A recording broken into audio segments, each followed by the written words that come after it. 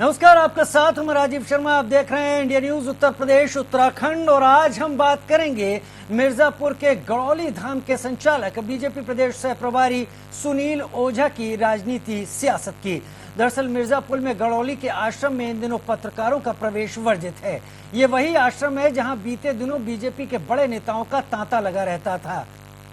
तस्वीरें आप देख रहे हैं इस आश्रम के सर्वे सर्वा हैं। हाल ही में बीती 12 फरवरी को इस आश्रम में 1008 कन्याओं के सामूहिक विवाह का आयोजन किया गया था, जिसमें बीजेपी के कई मंत्री और पदाधिकारी जुटे थे। आश्रम में इस तरह के राजनीतिक जमावड़ों की भनक प्रदेश संगठन को जब हुई, उसी वक्त आश्रम में अवैध कब्जों को लेकर हाईकोर्ट के दखल ने आग में घी का काम किया।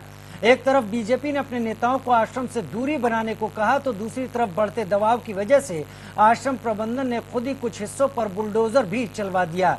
पूरे मामले की तह तक जाने के लिए इंडिया न्यूज की टीम जब गड़ौली धाम आश्रम पहुंची तो वहां मौजूद कर्मचारियों ने हमारी टीम को बाहर ही रोक दिया। जब हमारी टीम ने वहां का वीडियो बनाना चाहा तो रिपोर्टर का मोबाइल तक छीन लिया गया। गड़ौली धाम एक बार फिर से चर्चा में बना हुआ है। ओएस बालकुंदन फाउंडेशन के अध्यक्ष और भाजपा के प्रदेश सह प्रभारी सुनील ओझा के द्वारा यहाँ पे 20 बीघा लेकर एक आश्रम गड़ौली धाम के नाम से बनाया गया है। आपको बता दें कि 12 फरवरी को 1008 कन्याओं के सामूहिक विवाह का कार्यक्रम यहीं संपन्न कराया गया था, जिसको लेकर काफी चर्चा रहा था। और उस कार्यक्रम के अलावा बहुत से कार्यक्रमों में यहाँ के जनप्रतिनिधि के साथ साथ जो है आसपास के कई जिलों के विधायक और सांसद शिरकत करते रहे हैं।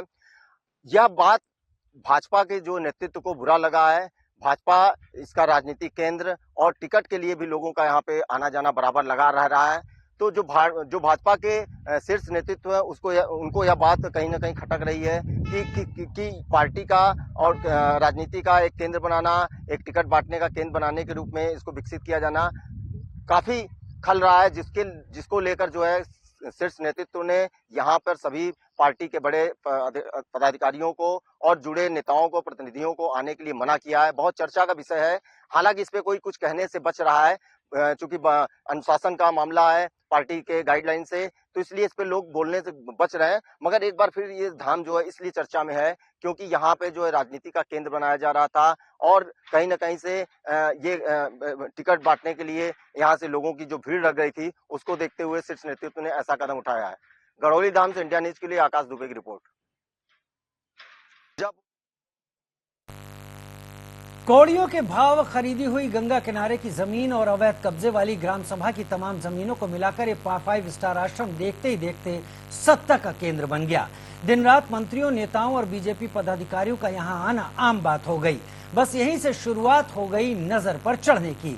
नेताओं का आना, चंदा देना, आश्रम को सहयोग करना और सुनील ओझा के नेतृत्व में इसे पावर सेंटर बनाना संगठन और विरोधियों को अखरने लगे। देखिए, काशी क्षेत्र में 2 ऐसे बड़े नाम हैं जिनको इस परिदृष्टि से कि कोई भी व्यक्ति, भारतीय जनता पार्टी का कार्यकर्ता, अगर किसी दायित्व पे या टिकट की लालसा में कहीं अपना बायोडाटा भी जमा करता है, तो आप भी जानते हैं और पूरे काशी क्षेत्र में सब लोग जानते हैं कि काशी क्षेत्र की अध्यक्षता कर रहे हैं माननीय श्री महेश चंद्र श्रीवास्तव जी और माननीय सुनील भाई ओझा जी। ये 2 बड़े ऐसे नाम हैं जिनके यहाँ शरणागत सब लोग होते हैं, जाते हैं, समय देते हैं और उसके लिए अपना बायोडाटा जमा करते हैं।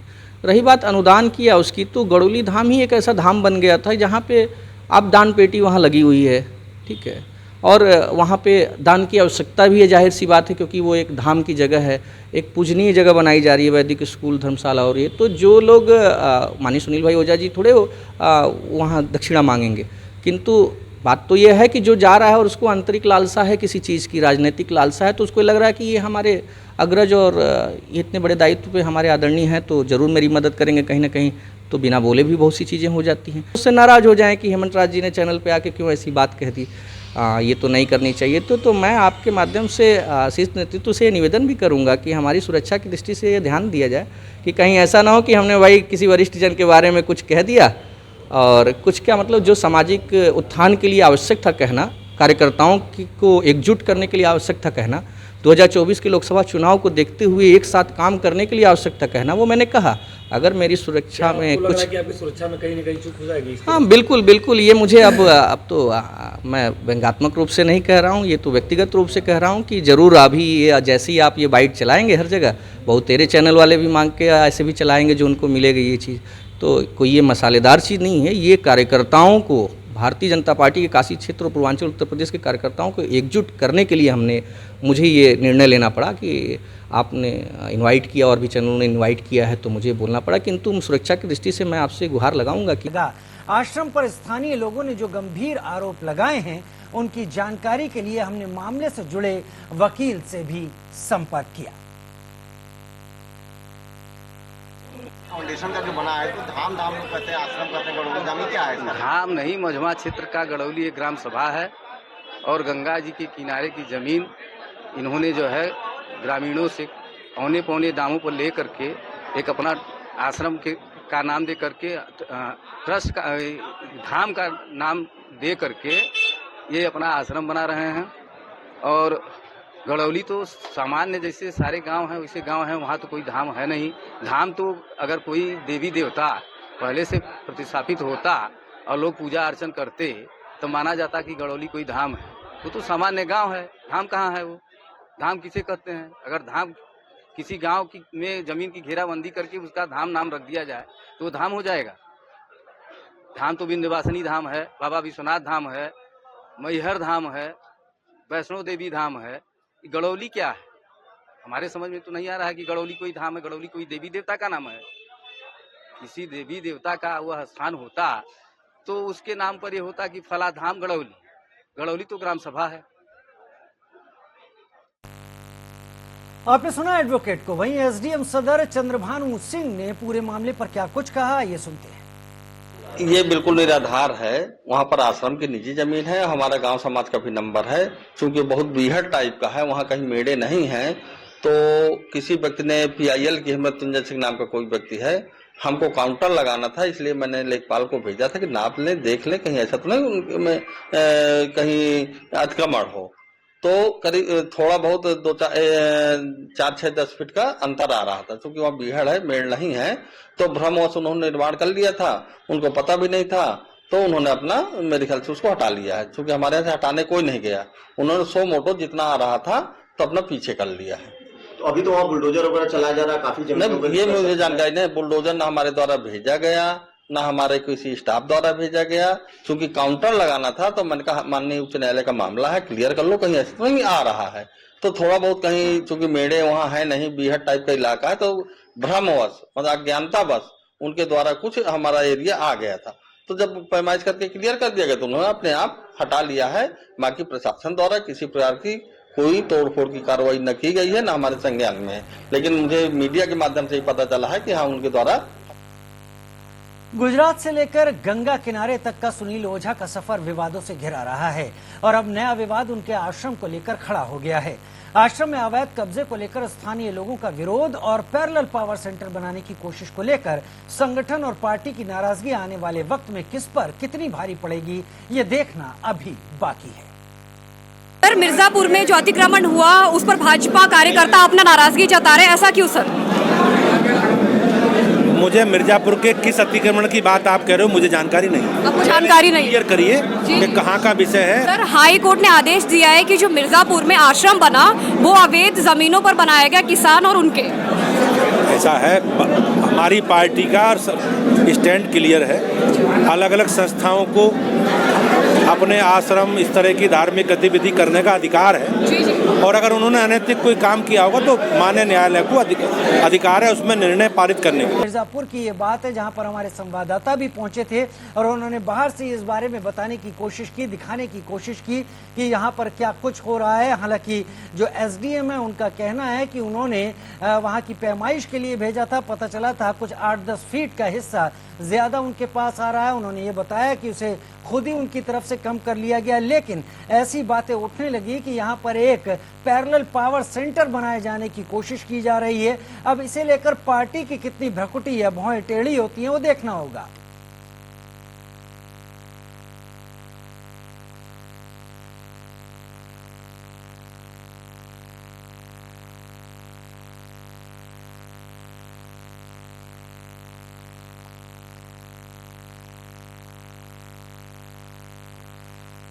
तो हमारे साथ हमारे 3 खास मेहमान, हमारे रिपोर्टर आकाश दुबे हमारे साथ इस वक्त जुड़ रहे हैं, हेमंत राज सह संयोजक बीजेपी से हमारे साथ जुड़ रहे हैं और रमेश सिंह एडवोकेट ग्राम गड़ौली के पास से ही हमारे साथ जुड़ रहे हैं। सबसे पहले आकाश, आपके पास आते हुए, इस जगह जब आप रिपोर्टिंग करने के लिए पहुंचे थे, देखने के लिए पहुंचे थे, क्या कुछ आपने पाया और क्या वहां के लोगों द्वारा आपके ऊपर किसी तरह का सवाल उठाए गए, आपको मना किया गया, इनकार किया गया?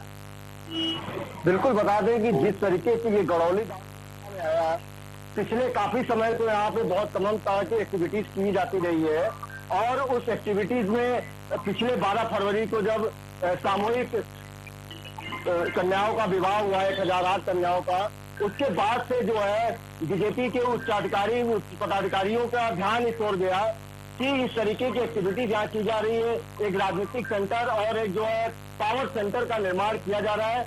आपको बता दें कि 2022 का जो चुनाव बीता है, उससे पहले ये धाम, ये आश्रम चर्चा में था, लोगों का यहाँ जमवाड़ा लगता था और कहीं न कहीं जमवाड़ा के पीछे एक बात थी कि लोगों को टिकट मिलेगा, लोगों को संगठन में उच्च पदों पर स्थापित किया जाएगा। तो इन सब बातों को लेकर लगातार यहाँ पे लोगों का तांता लगा रहा है। इसको देखते हुए जो उच्च नेतृत्व था उन्होंने ये तय किया कि वहां पे कोई नहीं जाएगा। हालांकि इसमें कोई भी बोलने से स्टाफ मना कर रहा है, कोई भी पदाधिकारी बीजेपी का, कोई नेता मंत्री इससे कुछ भी कहने से बच रहा है क्योंकि अनुशासित पार्टी है।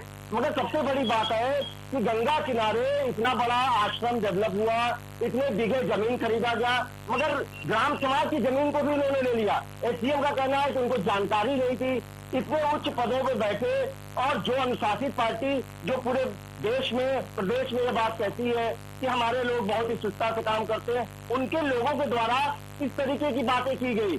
और आपको बता दें कि जो आश्रम में जो तोड़ फोड़ कल से बुलडोजर चल रहा है, गिराया जा रहा है, गौशाला है, काफी बड़े एरिया में गौशाला है, काफी बड़े एरिया में इनका अपना किचन था जिसको ध्वस्त किया जा रहा है और ध्वस्त करने की कार्रवाई कर रही है।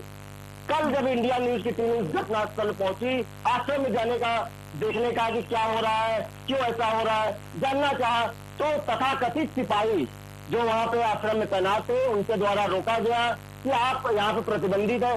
तो टीम ने प्रश्न भी किया कि अभी तो कार्यक्रम के लिए आपके द्वारा हमेशा बुलाया जाता था, मीडिया वालों को इकट्ठा किया जाता था, तमाम कार्यक्रम आपके द्वारा कराए जाते थे और मीडिया से रिक्वेस्ट किया जाता था कि आप आके यहाँ पे कार्यक्रम को दिखाएं। हम लोगों ने कई कार्यक्रम वहाँ पे हुआ, दीपदान का कार्यक्रम हुआ था दिवाली पर, उसके बाद खेलकूद का कार्यक्रम चला, 12 फरवरी को सामूहिक कन्या विवाह चला, सब वहाँ पे दिखाया। तो आखिर ऐसी क्या बात हो गई कि मीडिया धाम के अंदर अब नहीं जा सकती? आकाश सीधे बताइए, इससे पहले कि मैं एडवोकेट से बात करूं, हेमंत राज हमारे साथ सह संयोजक बीजेपी के भी जुड़े हुए हैं, उनसे भी उसके बाद कमेंट लेने की कोशिश करूंगा। ये आश्रम अस्तित्व में कब से आया और इस आश्रम की मालिकाना हैसियत किसके पास है? ये जो आश्रम है, ऐसा कहा जा रहा है कि एसडीएम से भी हमने ये क्वेश्चन पूछा कि आखिर ये पूरा जमीन किसके नाम पे है, तो उन्होंने कहा खतौनी में देखना पड़ेगा। हमने कहा आपने नापी कराई, आपको जानकारी नहीं है, तो उन्होंने कहा खतौनी में देखना पड़ेगा। ऐसा कहा जा रहा है कि ये आश्रम जो है उनकी कोई बेटी है जिनके नाम से ये सारे जमीनें ली गई है या खुद इनके नाम से होगा, मगर ये जो रिकॉर्ड है वो अभी सरकारी रिकॉर्ड मीडिया के सामने नहीं आया कि वास्तव में आश्रम की जमीन किसके नाम पर है। ठीक है, आश्रम की जमीन किसके नाम पर है? एडवोकेट भी मेरे साथ जुड़े हुए हैं, मृत्युंजय हमारे साथ जुड़े हुए हैं। मैं हेमंत राज सह संयोजक बीजेपी के पास आपके कमेंट के पास बात जानना चाहूंगा, ये कितने सवाल उठ रहे हैं इस पूरी घटना को लेकर? कौन कौन सी ऐसी चीजें हैं जो कानूनन आपको अखर रही हैं? नमस्कार जी, आ रही है मेरी? जी बोलें। जी, सर्वप्रथम तो मैं ये कहना चाहूंगा कि ये गड़ौली धाम जिस उद्देश्य से शुरू हुआ था नीचे स्टेज में कोविड में, प्रभारी सुनील ओझा जी ने इसको शुरू किया। उनका मुख्य उद्देश्य ये था कि कोविड में लोगों की सेवा करना और गौरी शंकर की प्रतिमा, वेद स्कूल और गौशाला खोलना। किंतु बाद में इसकी स्थिति बदलती गई और सत्ता लोभी बहुत से ऐसे, चाहे जिस भी पार्टी के हों और जो भारतीय जनता पार्टी से जुड़े हुए वरिष्ठ जन भी हैं, सब लोग वहां जाते रहे हर समय अपना समय दिया उन्होंने, वहाँ गए हैं वो। और उसके साथ साथ गड़ौली धाम जिस भारतीय जनता पार्टी के कार्यकर्ताओं को, चूंकि माननीय सुनील भाई ओझा जी का कद इतना ऊंचा है, इस स्थिति को देख के कार्यकर्ताओं की अगर अध्यक्षता के रूप में माननीय श्री महेश चंद्र श्रीवास्तव जी जो इसमें क्षेत्रीय अध्यक्ष है, उनके दिशा निर्देशन में हो, पहले भी वहाँ लोग पहुंचे हैं, कार्यकर्ता पहुंचे हैं। तो आगे की स्थिति बढ़ती रही, इनका बृहद रूप देखते हुए बहुत से लोग वहाँ पहुंचते रहे, भारतीय जनता पार्टी से भी कार्यकर्ता पहुंच गए। जिनको टिकट की लालसा रही वो गए, नहीं गए, क्या अनुदान दी ये तो अलग विषय है, किंतु वहाँ हर व्यक्ति पहुंचा और उन्होंने अपना समय दिया, वहाँ श्रमदान भी दिया। और भविष्य में क्या होना था उनको ये नहीं, हमारे यहाँ क्योंकि हर एक व्यक्ति जो काशी की धरती से जुड़ा हुआ है वो सिर्फ और सिर्फ एक ही धाम जानता है, विश्वनाथ धाम। ये बात हमारे शीर्ष नेतृत्व को भी सही नहीं लगी, कहीं ना कहीं इसमें कमी देखी है, कहीं ना कहीं कुछ कमियां हैं, जिसकी वजह से हमारे शीर्ष नेतृत्व ने आदेश दे दिया कि संगठन का कोई पदाधिकारी या कार्यकर्ता वहां न जाए। वही बात जो जमीन गंगा किनारे जो नहीं है उस, हेलो मेरी आवाज आ रही है? जी जी जी, बोले मृत्युंजय जी। बात जो ये जमीन अवैध है कि नहीं है, क्या है, ये तो एक जांच का विषय है जिससे हाईकोर्ट नहीं, फिलहाल हाँ हाईकोर्ट में ये मामला चल रहा है, उसको लेकर क्या आप बताएंगे? हाँ। देखिए ये तो कहूँगा में इसकी कुछ ही सेवा कार्य माननीय प्रदेश का प्रभारी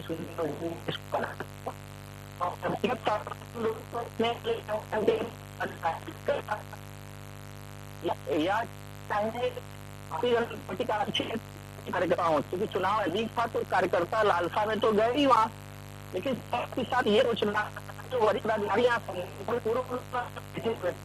जाते थे उनको नहीं रोका। ठीक है, मैं आपके पास एक बार फिर से आना चाहूंगा। हेमंत राज जी हमारे साथ जुड़े हुए हैं, सह संयोजक हैं बीजेपी से।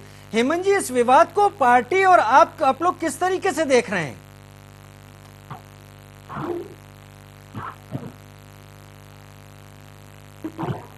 जो हमारा समाज कल्याण विभाग है उसने फंडिंग की थी, तो या जो ये तो बाहरी सामाजिक प्रारूप देखा जाए तो वो ये आता है कि 1000 यहाँ पर वहाँ होना है गड़ौली धाम में, तो एक अच्छा कार्य है, सामाजिक विषय है, ये अच्छी चीज माननीय प्रदेश प्रभारी सुनील भाई ओझा जी के माध्यम से हो रहा है। किंतु विषय वहाँ था कि भारतीय जनता पार्टी का कार्यकर्ताओं को देखा गया ड्यूटी करते हुए।